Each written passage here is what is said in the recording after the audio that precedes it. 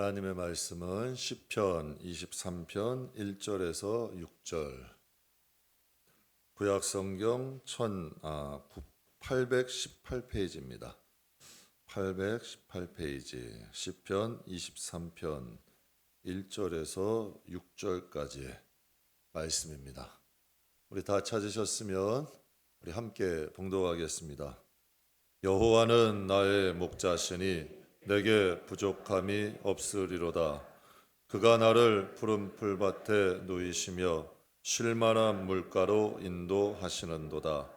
내 영혼을 소생시키시고 자기 이름을 위하여 의의 길로 인도하시는도다. 내가 사망의 음침한 골짜기로 다닐지라도 해를 두려워하지 않을 것은 주께서 나와 함께 하심이라. 주의 지팡이와 막대기가 나를 안위하시나이다. 주께서 내 원수의 목전에서 내게 상을 차려주시고 기름을 내 머리에 부으셨으니 내 잔이 넘치나이다. 내 평생의 선하심과 인자하심이 반드시 나를 따르리니 내가 여호와의 집에 영원히 살리로다. 아멘. 아멘. 한편의 찬양 같은 인생이란 제목으로 여러분과 함께 은혜를 나누겠습니다. 한편의 찬양 같은 인생. 제가 가끔 교회 피아노를 두드려 볼 때가 있습니다. 교회 피아노를 두드리면 제가 두드려도 소리는 납니다. 그런데 이상하게 제가 치면 소음입니다. 제가 치면 좀 시끄럽습니다. 그런데 우리 이한슬 집사님이 치면 아름답습니다. 우리 이한슬 집사님이 치면 기가 막힌 연주가 됩니다. 악기도 주인을 잘 만나야 합니다. 그러니까 누가 연주하느냐에 따라서 그 소리가 달라집니다. 제가 치면 소음이 되지만 우리 이한슬 집사님이 치면 연주가 되고 아름다운 음악이 돼요. 그리고 그 가치가 틀려집니다. 누가 치느냐에 따라서 그 악기의 가치도 달라집니다. 저는 인생도 그와 같다고 생각합니다. 누가 연주하느냐에 따라서 소음 같은 인생이 될 수도 있습니다. 시끄럽고 가는 곳마다 여러 사람을 힘들게 하는 인생이 될 수도 있고요. 누가 연주하느냐에 따라 한편의 찬양 같은 인생이 될 수도 있습니다. 오늘 본문 시편 23편은 너무 유명한 말씀이고 우리가 잘 아는 말씀입니다. 이 시편 23편은 다윗이 인생의 말년에 자신의 삶을 돌아보면서 자서전같이 남긴 찬양입니다. 그러니까 이 시편 23편은 아름다운 가사가 아니라 다윗이 자신의 인생을 자서전같이 돌아보면서 지은 찬양이 바로 시편 23편입니다. 그러니까 다윗이라는 사람은 자신의 인생을 한 편의 찬양으로 남긴 거예요. 다윗의 인생을 한 편의 찬양으로 남겨서 지금 우리에게 들려주고 있는 거죠. 저는 저와 여러분의 인생도 하나님께 드려지는 한 편의 찬양 같은 인생이 되시길 주님의 이름으로 축복합니다. 우리의 삶과 인생이 소음같이 여러분 이 세상에 흩어지고 많은 인생이 아니라 우리가 하나님 앞에 갈 때 우리의 인생이 한편의 아름다운 찬양으로 올려질 수 있는 저와 여러분 되기를 주의 이름으로 축복합니다. 시편 23편을 다윗의 인생에 좀 비추어서 전반부, 중반부, 좀 후반부로 나눠서 여러분과 간략하게 좀 은혜를 나누려고 합니다. 첫 번째는 전반부입니다. 다윗의 인생의 전반부는 여호와는 다윗의 목자가 되셨습니다. 이게 다윗의 인생의 출발입니다. 1절에 이렇게 고백을 하죠. 여호와는 나의 목자시니 내게 부족함이 없었습니다. 다윗은 자신의 인생을 이렇게 표현을 해요. 하나님이 나에게 목자가 되셨기 때문에 내 인생을 돌아보니 부족함이 없었습니다. 아름다운 신앙의 고백이죠. 여러분 이와 같이 값진 고백이 어디 있어요? 하나님이 내 인생 목자 되주셨고 하나님 때문에 내 인생이 아름다웠습니다. 이것처럼 여러분 귀한 고백이 없어요. 어디 있어요? 자식이 가끔가다 부모님 생일날 이렇게 고백을 합니다. 아빠가 아빠로 인해 내가 세상을 와서 너무 감사해요. 아빠가 내 아빠인 게 너무 고마워요. 이것만은 여러분 칭찬이 어디 있어요? 어머니에게 생일날 어머니 날 낳아줘서 너무 고마워요. 어머니가 내 어머니라서 너무 자랑스러워요. 이거 같은 고백이 어디 있어요? 지금 다윗이 이 고백을 하는 거예요. 여호와가 내 목자가 되주시고 하나님이 내 목자가 되주셔서 너무 감사해요. 지금 이 표현을 하는 거예요. 아름다운 신앙의 고백이죠. 다윗의 고향은 베들레헴입니다. 하나님은 이 베들레헴이라는 곳은 시골이에요. 그런데 하나님께서 사무엘을 베들레헴까지 보내셨어요. 이거 엄청난 일이에요. 사무엘은 이스라엘의 대선지자고 베들레헴은 저 강원도 오지에 그곳까지 하나님께서 이 사무엘을 그곳에 보내신 거예요. 사무엘은 이스라엘을 대표하는 대선지자인데 다윗은 이름 없는 촌부 2세의 아들이죠. 다윗은 아버지와 형들에게 관심조차 없는 천덕꾸러기였어요. 그게 다윗이에요. 그렇게 여러분 특별한 인생이 아니었어요. 그런데 하나님이 사무엘을 베들레헴까지 보내셔서 다윗을 택한 거죠. 그러니까 하나님께서 정말 그 크신 하나님이 저 좁은 오지에 천덕꾸러기 같아 있던 다윗을 택하시고 그에게 자신이 목자가 되시겠다고 자처하신 거예요. 이게 엄청난 사건 아니에요? 다윗이 대단한 인물이 아니라 하나님이 대단하신 거예요. 하나님이 그를 직접 찾아가셔서 그의 목자가 되주신 거죠. 그렇다면 하나님이 우리를 어떻게 부르셨나요? 우리는 너무 잘 알잖아요. 하나님이 세상을 이처럼 사랑하사 독생자를 주셨으니 아무도 멸망치 않고 구원하기 위함이래요.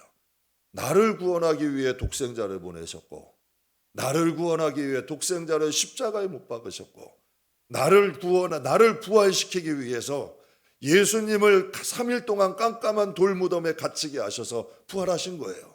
예수님의 죽음이 내 죽음 된 거고 예수님의 부활이 내 부활이 된 거죠. 놀라운 일 아니에요. 그리고 우리를 인도하시기 위해서 이 세상에 믿음의 길이 없어요. 혼탁해요. 혼란해요. 어디가 길인지 오늘 우리 김선미 집사님 대표기도 하신 것처럼 여러분 어디가 진짜 맞는 길인지 정말 혼돈스러운 세상이야. 그런데 여러분 이 세상에 성령을 보내신 거예요. 성령은 여러분 그냥 우리를 인도자가 아니에요. 성령 하나님이에요. 예수님은 성자 하나님이고 예수님은 성령 하나님이 우리 안에 오신 거예요. 이게 사건이야. 그래서 우리의 몸이 성령의 전이래요. 성령이 우리의 마음에 오셔서 우리를 하나님의 말씀으로 인도하시는 거예요. 인간은 스스로 말씀을 따라가지 못해요. 분별이 안 되고 그 말씀을 따라갈 수 힘이 없어. 근데 성령이 오셔서 우리를 인도하기 시작하신 거죠. 엄청난 사건 아니에요. 하나님은 다윗을 선택하기 위해서 이스라엘의 선지자 사무엘을 보내셨는데 하나님은 우리를 선택하시기 위해서 우리를 자녀 삼기 위해서 예수님을 보내셨어요. 우리를 여러분 인도하기 위해 성령님을 보내셨어요. 이건 놀라운 영광스러운 일이죠. 정말 이것은 여러분 하나님 앞에 볼 땐 기적 같은 사건이야. 다윗과 골리앗의 대결은 여러분 다윗의 인생의 가장 대표적인 사건이 다윗과 골리앗의 사건이에요. 그런데 이 엄청난 사건이 계획된 사건이 아니에요. 우연이었어요. 우연히 여러분 길을 가다가 골리앗의 외침을 들은 다윗이 거기서 여러분 그 갑자기 여러분 이루어진 사건이야. 여러분 코로나라는 광풍이 우리에게 예고 없이 찾아왔어요. 그런데 여러분 성도들의 반응이 다 달라요. 여러분 다윗도 마찬가지 아니에요? 준비된 게 아니에요. 작전기도 한 거 아니에요. 그냥 다윗의 평상시의 신앙이고 다윗이 골리앗을 만난 건 우연이었어요. 근데 여러분 이것을 통해 우리가 알 수 있는 건 무엇이냐면 다윗과 골리앗의 만남은 우연을 가장한 목자 되신 하나님의 섭리였다는 거죠. 다윗이 부름을 받은 것도 하나님이 부르심이고 다윗이 여러분 골리앗과의 사건도 하나님이 역사하신 거예요. 그러니까 다윗의 전반부의 인생은 무엇일까요? 바로 여호와가 목자가 되주신 거죠. 이게 다윗의 신앙의 고백인 거예요. 그래서 시편 23편에 고백하는 거죠. 여호와는 나의 목자가 되주셔서 내게 부족함이 없었습니다. 인생을 살아간다 보니까 내 계획대로 되는 건 10%도 안 되더라고요. 과연 여러분은 여러분이 계획한 자리에 있고 여러분이 계획한 일들이 이루어지고 있나요? 여러분이 생각하고 계획한 대로 딱딱 아구가 맞아서 이루어지고 있나요? 아니에요. 인생은 내가 계획한 대로 가지 않아요. 우연 같지만 섭리가 있다는 거죠. 그러니까 하나님은 우리를 우연같이 보이지만 우리의 인생을 인도하는 하나님의 섭리가 있다는 거예요. 인생은 만남이 축복입니다. 인생은 여호와 이래 하나님의 인도하심이 필요해요. 그래서 다윗이 고백하는 거예요. 여호와는 나의 목자시니 내게 부족함이 없으리로다. 참 아름답지 않아요? 이게 다윗의 인생의 전반부예요. 그렇다면 중반부는 지팡이와 막대기가 되주셨어요. 다윗의 인생의 중반부예요. 오늘 다윗의 인생은 꽃길만 걷지 않았어요. 우리는 다 꽃길만 걷기를 원하는데 우리가 그토록 여러분 본받기를 원하고 존중하는 다윗은 꽃길만 걸은 게 절대 아니에요. 오늘 본문 말씀에 뭐라 그래요? 사망의 음침한 골짜기를 지날 때 다윗도 사망의 그 음침한 골짜기를 지냈다는 거죠. 그리고 또 본문에 이 원수의 목전에 설 때도 있었대요. 블레셋의 여러분 사람들 앞에서 수치를 당하기도 했어요. 그러니까 다윗의 인생은 여러분 꽃길만이 아니에요. 사망의 음침한 골짜기를 다닐 때도 있었고 원수의 목전에서 수치를 당할 때도 있었어요. 다윗은 죄로 인하여 넘어질 때도 있었고 원수로 인하여 모함과 억울함을 당하기도 합니다. 저는 이것 또한도 다윗의 인생의 중요한 한 부분이라고 생각합니다. 하나님은 이러한 경우에 다윗이 충동적으로 감정대로 생각하고 행동하게 놔두지 않으셨어요. 여러분, 우리의 인생이 잘못되는 경우는 다 충동적일 때, 감정적일 때 우리가 인생에 여러분 엇나가기 시작하는 거예요. 근데 하나님은 다윗이 감정적으로 충동적으로 자기 임의대로 살도록 놔두질 않으셨어요. 사무엘하 7장 14절 우리 같이 한번 읽어보겠습니다. 나는 그에게 아버지가 되고 그는 내게 아들이 되리니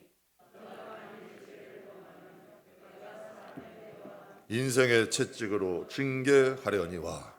이게 하나님이 다윗에게 주신 말씀이에요. 나는 그에게 아버지가 될 것이고 그는 내게 아들이 될 것이다. 만일 그가 죄를 지으면 사람의 매와 인생의 채찍으로 징계하겠다. 그가 잘못된 길을 가게 되면 사람이라는 사람을 통해서 내가 매를 들 것이고 내가 그가 잘못된 길로 행할 때는 그가 죄를 지을 땐 인생의 어려움으로 채찍을 들겠다는 거예요. 이게 다윗의 인생의 중반부예요. 제 인생을 살면서 이런 간증을 했어요. 저는 하나님이 주신 축복 참 많아요. 계수할 수 있어요. 그러나 계수할 수 없을 정도로도 많아. 그러나 하나님이 주신 가장 큰 은혜는 무엇이냐면 정말 천길, 낭길, 만길, 낭떠러지와 같은 인생의 넘어짐과 쓰러짐, 그러한 여러분 골짜기로 무너지 절벽에 떨어지지 않게 하신 것. 여러분 인생을 살다 보면 얼마나 위기가 많아요. 다윗도 위기가 많았어요. 감정적으로 충동적으로 엇나가고 싶을 때가 왜 없겠어요. 인생은 다 그래요. 감정이라는 것이 있고 충동적인 마음이 있기 때문에 인생이 잘못될 수도 있거든. 그런데 그때마다 하나님은 매도 두셨고 채찍도 두셨고 지팡이와 막대기로 나를 안위하셨나니 라고 하나님은 말씀하고 계세요. 여러분 이게 큰 축복이에요. 하나님은 다윗의 인생을 하나님의 지팡이와 막대기로 몰아가신 거야. 목자가 양들을 인도할 때 어떻게 하나요? 막대기를 들고 양들을 인도해. 그러니까 이게 바로 다윗의 인생의 중반부야. 자기의 계획대로 자기 감정대로 살지 않고 하나님의 인도함이 있는 인생. 이게 다윗의 인생이었어요. 여러분 잘 아시는 슈퍼주니어라는 그룹이 있어요. 그 그룹에 규현이라는 가수가 있는데요. 그는 교통사고로 죽을 고비를 넘기고 신앙이 돈독해졌다 그래요. 그 청년이 크리스찬인데 교통사고를 크게 나서 죽음의 위기에서 거기서 건짐을 받고 그의 신앙이 돈독해졌대요. 그의 어머니가 그 규현이라는 청년에게 이런 기도 제목을 줬대요. 너는 인생을 살면서 악인을 만나지 않기 위해 기도해라. 저는 이 말이 참 이 마음에 떠나지 않아. 지혜로운 어머니고 지혜로운 기도 제목이야. 그 인생이 왜 그럴까요? 우리는 사람 때문에, 만남 때문에 잘못되기도 하고, 만남으로 인하여 잘되기도 해요. 또 환경을 잘 극복함으로 잘되기도 하지만 환경에 걸려 넘어지기도 해요. 근데 우리가 이 세상을 사는 동안 하나님의 안위하심이 있다면 여러분 얼마나 그것이 복되겠어요.